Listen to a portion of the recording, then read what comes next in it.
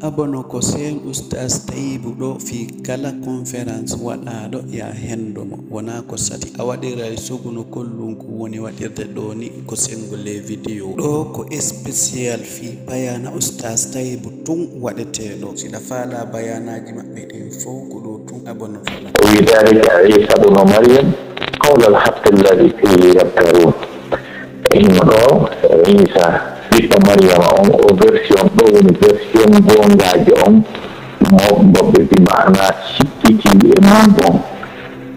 donc hay kanko tigi mo fencita ɓayi ko waɗi noon fi makko giɓayeji hewɗi no fi makko kanko Isa bnu Mariama o ɓay Allah tigi ko ɗum no wi ɓawo tabintinni ko hombo woni mo o wi kono a giɓayeji e lurre no kon ɗoy ذلك اختلف الأحزاب من بينهم فويل للذين كفروا من مشهد يوم عظيم Allah subhanahu wa ta'ala dali feddeji ɗi nollurni e makko kono noon bone lefte sattude molanaɓe wonani de mana ɓe yimɓe ɓe annduɗa yedduɓe e seeditande mawnude tiifude ko waɗi haray ko ɗum waɗi si subinen o ndeɗo yewtere ko fi peesedugo fi makko jiɓayeji ɗuuɗi himɓe fi annabi Isa alayhi salam hato jimɗi فوتي في حد الجماعة دي عيسى ابن مريم عيسى ابن مريم وأن باجو كوهو جو تدلو جبنا إليدي بمعنى إسرائيل فلسطين كوين دي ليدي ونكو دانيا تاكو النبي عيسى عليه السلام ونلا نبكت ونلا ننكت wono ayje ɗen tabintinir noon ko wi'ani hoore makko ya bani israil inni rasulullahi ilaykum musaddiqan lima bayna yaday min at-tawrat kanko wi ko onon yo bi mana yo ɓiɓɓe annabiya ɓuuɓa min dey komi nelaɗo faade e moɗon e miɗo gondini kañum kadi additinde anden bimana ko deftere tippina nden sinde makko nden tippina si o nela ndella hino wiye tawreta on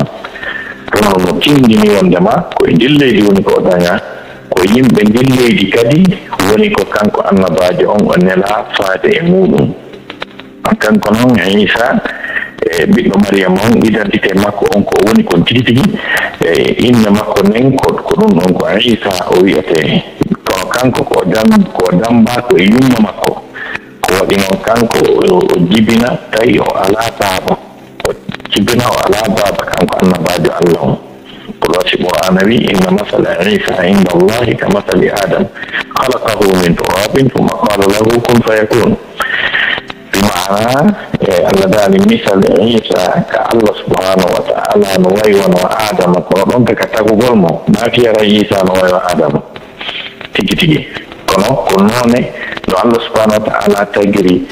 annabi Adama non ko on noni tigi tigi woni ko Allah subhanahu wa ta'ala tagiri annabi Isa ko konngudi ko konngol no wiye kun fayakun ko ɗum moƴƴini ɓe ɓeɗi ɗo non de mana oɗa Allah waɗumo loopal ha gasi wi kun fayakun o woni neɗɗo oɗa kanko kadi Allah subhanahu wa ta'ala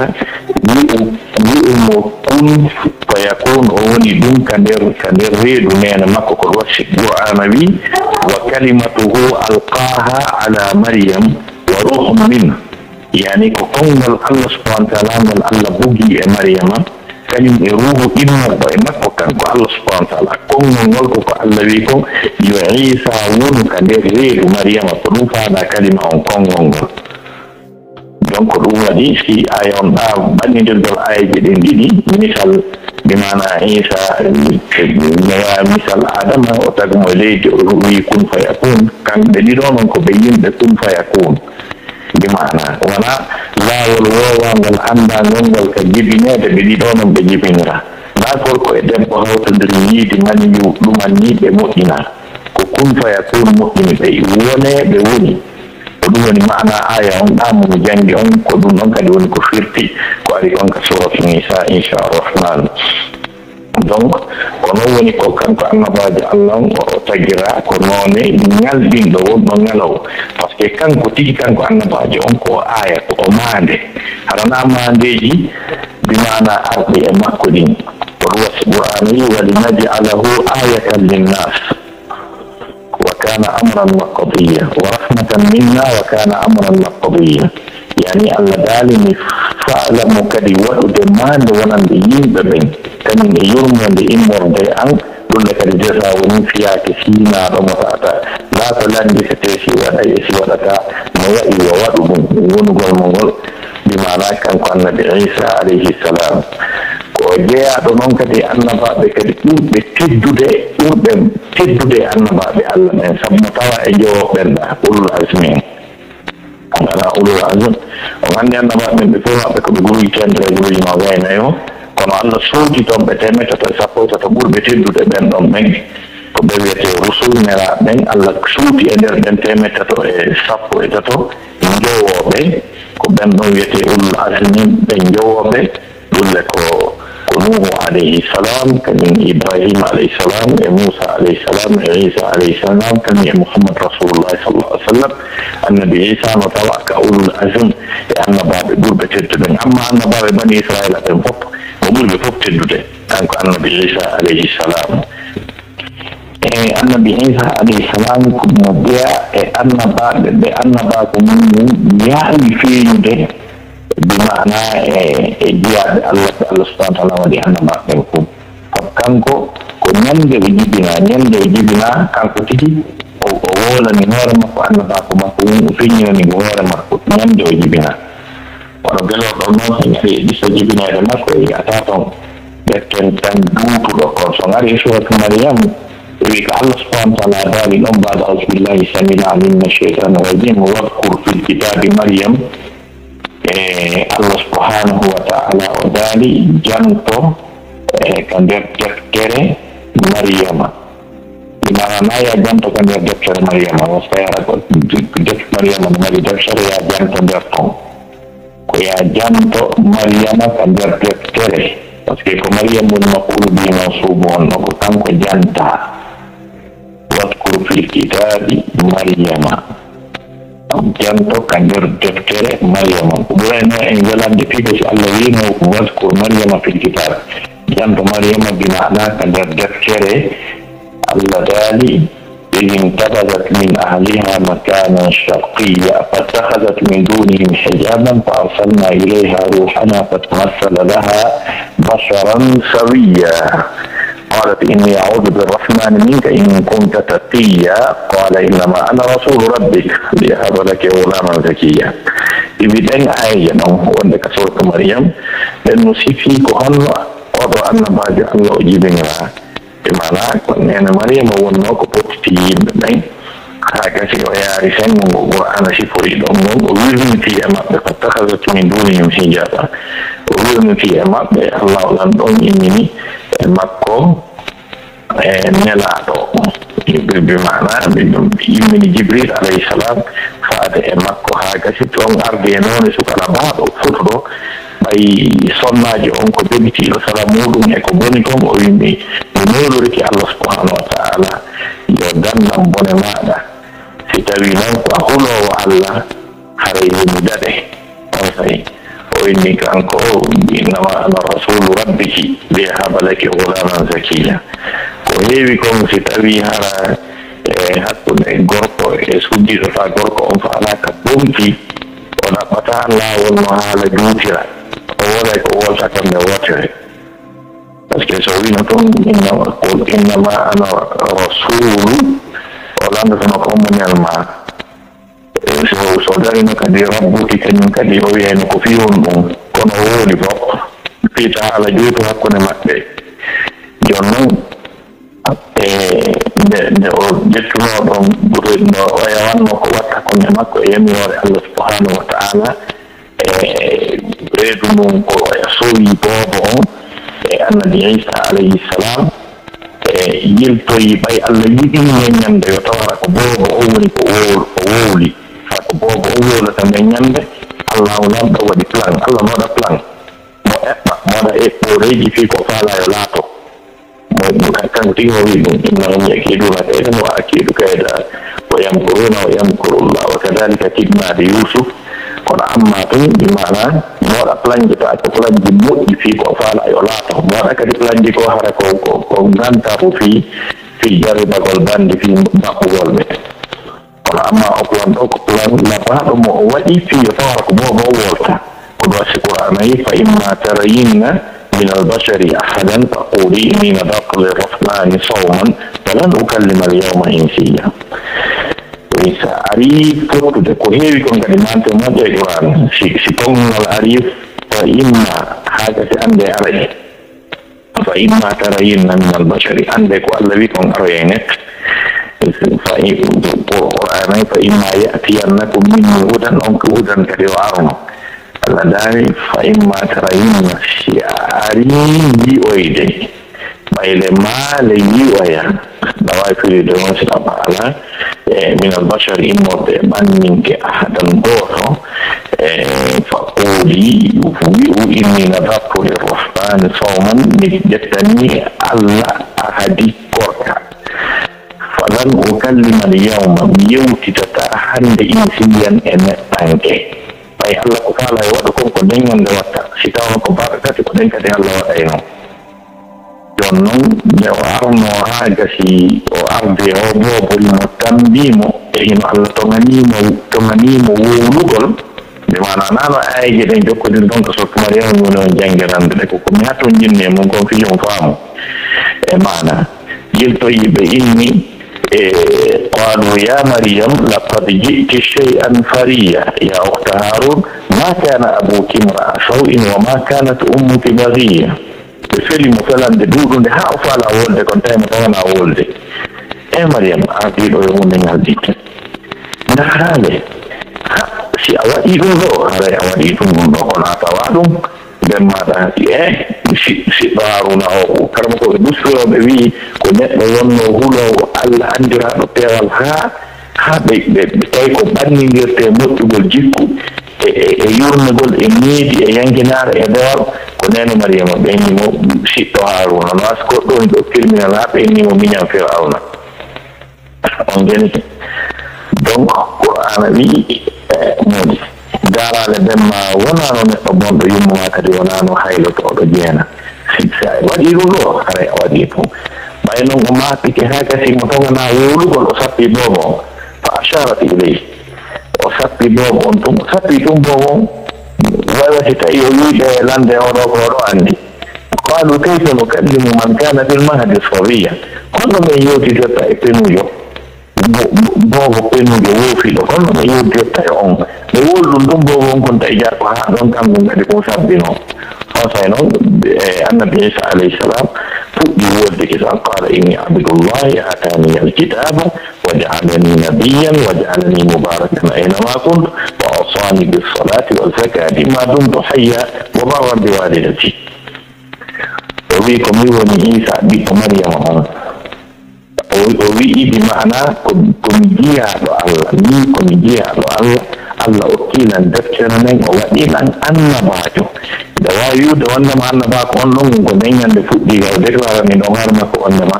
o woni annabajo haray bi mana kanko tigi o jonni hoore makko titre on hay si tawi aroygol ɗum ɗon hara o heeɓi duuɓi seeɗa ɓayna ɗum ko ɓerɗum ɗon o wowluno ko woni goto o continuano waajagol haɗe acce ha o ƴoƴoyi kono noon haade o holli signal annabako makko mo fewno on say ko wonno penujo jon noon ko noon o wi Allah okkilan deftere waɗilan annabajo waɗilan waɗaɗo bakki kala kam yikkori yeltike kañum kadi kanko Allah subhanahu wa ta'ala e o yabinilan juldenen e zakka on sannitamami ɗo wuuri kañum o diggangol yummani e ɓengal ha yeeso ton seeɗa kadi o wi o sififi makko wassalamu alayya yawma wulidtu wa yawma amutu wa yawma ubasu hayya e mana kisal woni yan kam jibbinaɗo kisal ngal ɗon ka o jibbinaɗo ko seytane me malimo kanko depuis ko wonno goto Allah taali wa ayyatahu bi ruhil qudus la semminirmo ruhu laaɓuɗo kon ulama en andi kongo ɗiɗi on ɗuma wono woodi wiwɓe wondema ko ruhu laaɓuɗo mo Allah subhanahu wa taala waɗanimo koko raɓato seytane e makko e wonti makko te no woodi kadi ko seytan jibril tigi woni ko Allah itte makko yo ayno piita hay hunde waɗuma to seytane memum yilti qur'ana wii بمعنى أطول آية لأنك كسورة مريم والسلام علي يوم ولدت ويوم أموت يندك وما وجود وما يميد نبي قال ناسي فان يعني نوم دين معنى جنب بومبي هيوتا تامو موليسي يجود بومبي يقول ممكن يقول موليسي لا ننجح نصوصي تاندي تيه دوماني ويوم هو فهي عندك إني جن أبرية الله ريونا بمبين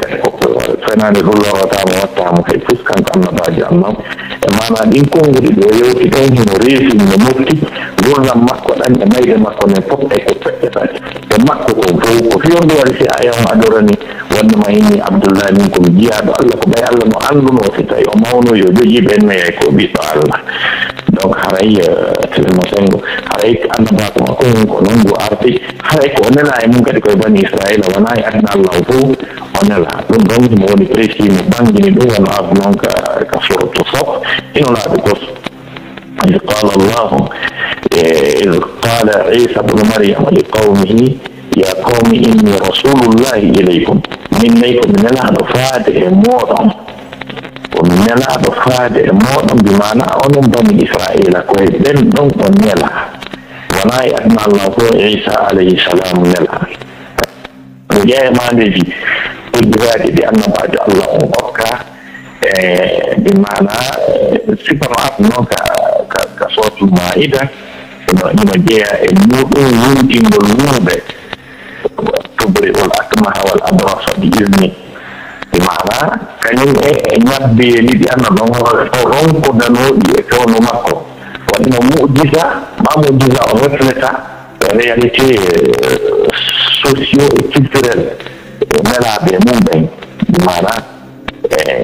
معجزة مو أن بعد الجنة وتاهر من ننجتي ngalawdi ronko daadi e zamanu do mala e mum ben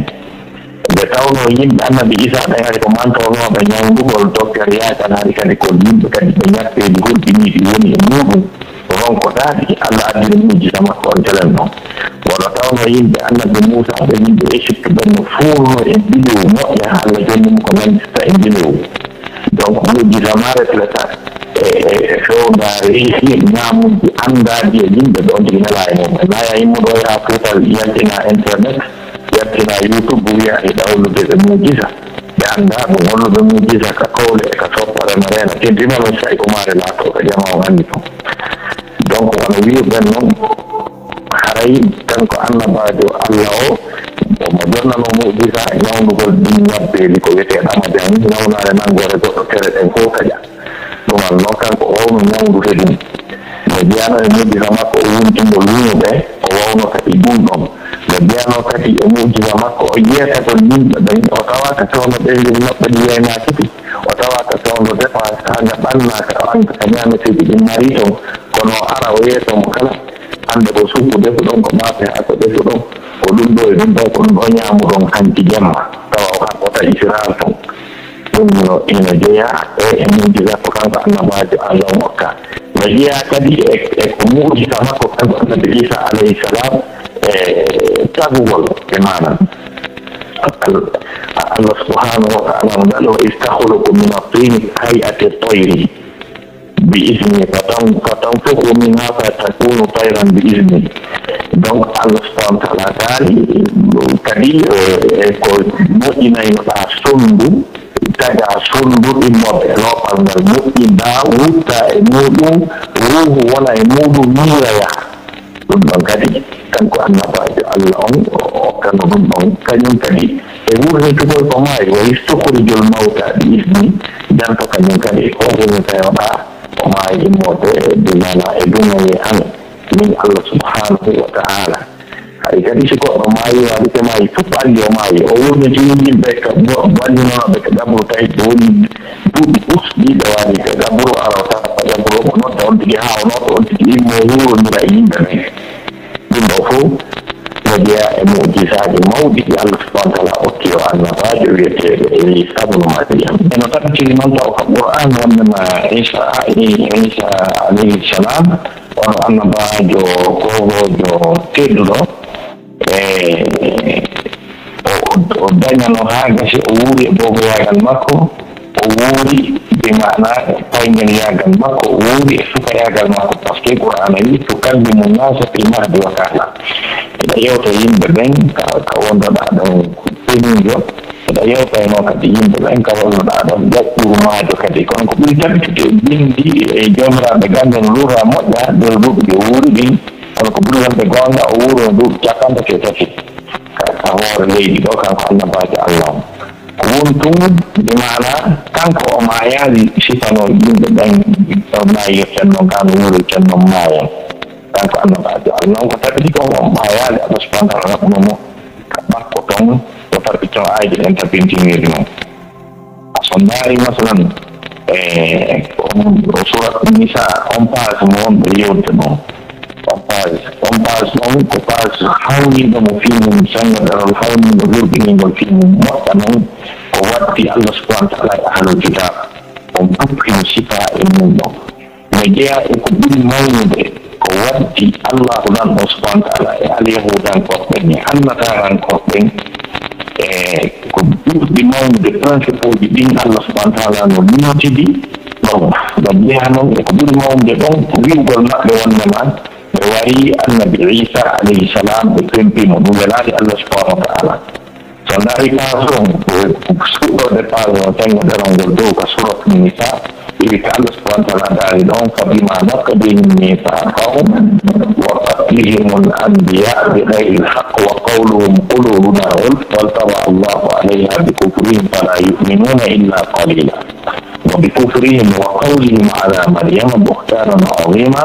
وقولهم إنا قتلنا المسيح عيسى بن مريم رسول الله وما قتلوه وما صلبوه ولكن شبه لهم. Melukti gue ini kalau kau interesi yang kau jatuhin, kau wajib kau di mana hasil Allah Subhanahu Wa Taala kami ahlul kitab Yahud kami an-Nasara. Jadi yang kau ingin mungkin nak jangan bentuk kau jatuhin. Allah tadi menjadi kau wajib mengkaji, kau rela mengkaji. Hal budi be wati be fu kala ko be mi desi mi latta be nyanda dangal bana ta yi te be buga be ko walla dalika wonnama wa qawli yugol mabbe inna qatalna al-masih min al-wari masih Isa ibn Maryam Isa ibn Maryam andari ayo mo daye makko ko ngal Musa ko ngal ni ayo di mana ko citu di mona na di teddule درجة الله أوكي وضعنا بعد وديك يدعى وقولهم إنا قتلنا المسيح كتير ما ويجدر الله من كولونيا ما إني دكتور وقولهم إنا قتلنا المسيح عيسى وقولي بمزين دمك نوو أدر كتير دون كنتوك عيسى ولد كنتوك غير مكو عيسى هو ابن مريم بنت مريم kan dikuti pakai Maryam ada dong Maryam belutur dengan Allah belutur dengan Allah na regore itu waon dong Isa dengan Maryam Rasulullah ko nyala do Allah kadi bukan dikuti program itu kawunnya ada mana ko faham ini ayaw ko beli ko bewari waon dosul man ko masih no seulement pour Isa wa Maryam no seulement pour nela Allah inna bawariyo Allah dali dum kadi yitimo wa qawlihim inna qatalna al-masih Isa ibn Maryam rasulullah Allah dali wa ma qataluhu wa ma salabuhu walakin shubbiha lahum وإن الذين اختلفوا فيه لفي شك منه ما لهم به من علم إلا اتباع الظن وما قتلوه يقينا بل رفعه الله إليه وكان الله عزيزا حكيما القرآن به وما قتلوه بغرام وما صلبوه بكنتان ولكن شبه لهم كل من يمكننا به معنى كبين أن بعض الأمر شاشة لهم كأن يتطورت hadir dewi wanda makala adduɗo lanɗo wi adduɗo omo haɓɓi no mari ɗo puri ɗo adduɗo hoore makko nde wono mari ɗo puri ɗo mbinoɗo mukkal ɓen yimɓe ɓomɓe ɓen ɓe yalti police on gendarmerie force ɗi kala ko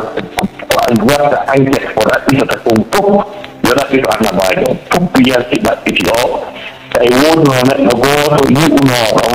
andi ko ɗon woni ɓe haldi o yeetatako ɓe ko ɗon o woni joni noon fof jokki o yimɓe andi ka woni fof ɓe jokki ɓe ari ha ɓe hewti ɗon ha gasi haka yinomo ɗon tigi tigi o sappi ɗon o inni ko ɗo allahu nan ɗo subhanahu wa taala ƴetti mbaabi annabi isa min tigi tigi waɗani on ɗon rewni ɗon annabi isa nabi ka makko joni noon o huɗɗi wiide tun hinomo ɗo ɓe inni men atetintamin isa ɗaɗa ñanduma ko anni o inni o ko min winono hollude ɓeni o wayi ɓe yendimo kamɓe ɓe filliti ko kanko noon ko annabi isa no ko ɗum waɗi allah dandu en jaraboyji allah tawi allah dandu en waɗangol e gantawol ka o nanga en wallahi so waɗi o nanga on tigi kala mo allah subhanahu wa taala waɗani gantawol ka fi nangugol mo o heɓata ƴeere hakkille o wawa wokude ɗum ɗon allah waɗan ɓe yimɓe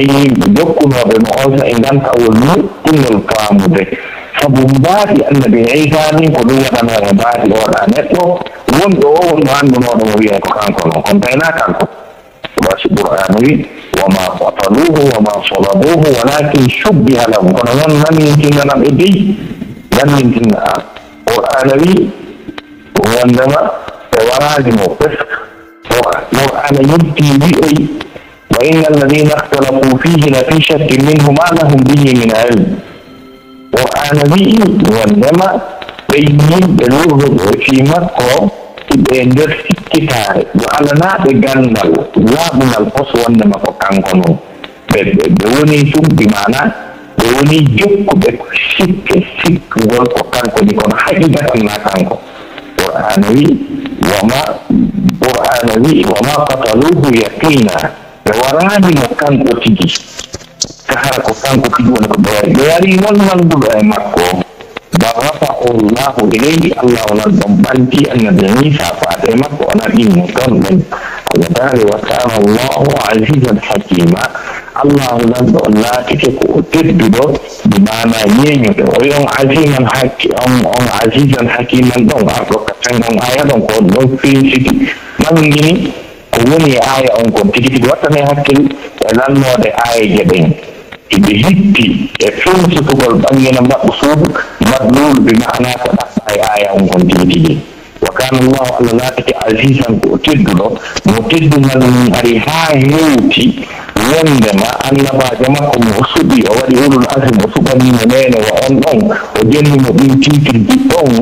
teddungal makko ngal ari ha feƴƴi ta on ɗon e ko allah ko golay e ɗoɗɗe ha laaɓa fof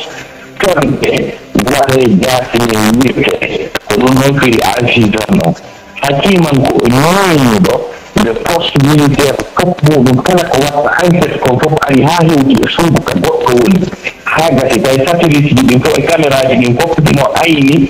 ƴettugol on ɗon ha gasa watta mo mbaadi goɗɗo goo ɗon on ɗon nangue rewnomo ɗon naɓama ko makko sana hélicoptère wona fusée wona air force one wona hunde tawa ko goto yaani ko on to o rewni ɗoyde ko ɗonɗo o rewi o taƴiti kammuji jeeɗiɗi kammo kala ka yaarete duuɓi temeɗɗe joyi multiplié duuɓi temeɗɗe joyi fois chaque e nder min ganda taw o yiinomo yehi ko haqqimande wawi wadde ɗum ino tabbiti e sunna hadisaji selluɗe e tata ɗe loraka e muɗum wondema annabi isa alayhi salam o apre o wonta ɗo duuɓi jeeɗɗi duuɓi capannayyi makko on tan kadi timma sabu ko heewi ɗon anda subhanallah laale hannda mbaje wona tuma o heɓi duuɓi capannayyi joni noon ko duuɓi capannayyi tati ɓe mana woni ko annabajo o wuuri o nuddiri duuɓi jeeɗɗi o apre o wonta ɗo duuɓi jeeɗɗi o fenna dendanangal wiwɓe ɓen fof wondema ko chrétien jo wiɓe ɓen fof ko ɓiɗɗo allah ɓeɗo ɓe fof maɓɓe o fennayɓe o yeetoɓe wondema ko julɗo ko juulowo julde nen nula sa sallam juuli men ko hoorowo korka kaɓe hoori tan ko ko kan ɗon diina haala jokkede ko kan kadi goyo wonno e mum kanko annabi isa ande wonaali chrétien ɗo annabi isa wonaali chrétien o wonaali catholique kalislam ala diina selluka jaɓaka ka allah subhanahu wa taala wiyeteka christianisme ɗum ala ton ka allah subhanahu wa taala ka allah ko wiyete diina ko l'islam inna dina inda allah dennanaangal annabaɓen ɓe fof maɓɓe kadi hari ko ɓe julɓe ko l'islam o woni ko ɓe tindini ko ɗum kadi ɓe gollitiri ko ɗum ɓe rewri allah subhanahu wa taala goɗɗe maɓɓe wonano chrétien ko bayi duwa en maɓɓe jeeyaɗo e duwa en maɓɓe annabi ibrahima alayhi salam allah dani ma kana ibrahimu yahudiyan wala nasraniyan walakin kana hanifan musliman wama kana min al mushrikin ibrahima wonano al yahudankejo wonano al nasarankejo ko wonno ko julɗo ay annabi isa on muyo ton haagati on wondiɓe makko ɓe wino yo seedi ko wonnama ko ɓe julɓe qur'ana wi فلما حس عيسى منهم الكفر قال من انصار الى الله قال الحواريون نحن انصار الله واشهد باننا مسلمون الله سبحانه وتعالى حواريون ان كرويتل on andi jokkuɓe annabi annabajo meɗen Muhammad sallallahu alaihi wasallam ɓen ko wiyete ko assahaba ɓe wiyete les compagnons du prophète jokkuɓe ɓen annabi isa alayhi salam ko ɓe wiyete alhawariyun ko ɓe wiyete français les apôtres ɓen ɓe wi'uno wondema yo annabi isa seedi tok wondema ko ɓe julɓe washhad bi annana muslimu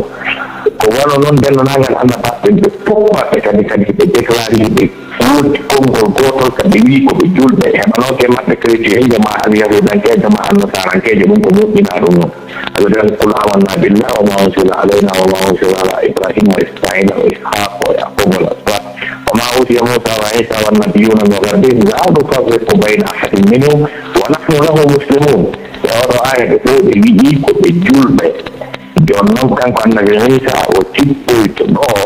o andina yimɓe ɓen fof wona o ɓiɗɗo allah o andina yimɓe ɓen fof ko yiyaɗo allah o andina ɗa kadi ko ɓe julɓe nela sasalama ko annabajo ko yettini kon ko ɗum woni gonga ko ɗum hana jokkede o aroye ɗum no tabbite summa ustad